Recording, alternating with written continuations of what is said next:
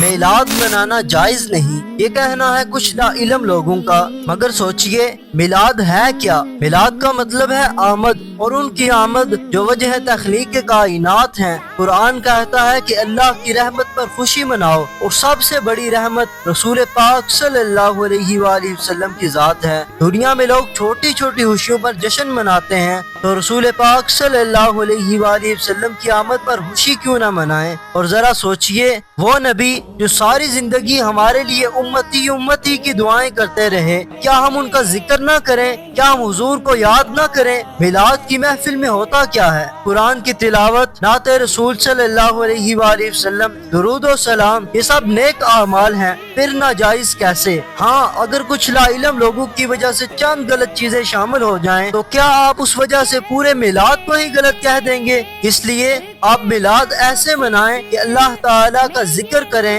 اور حضور صلی اللہ علیہ وآلہ وسلم کا ذکر کریں، حضور کی سیرت کو پڑھیں، اور سب سے بڑھ کر یہ کہ میلاد منانے کے بعد آپ کے اندر تبدیلی آ جائے۔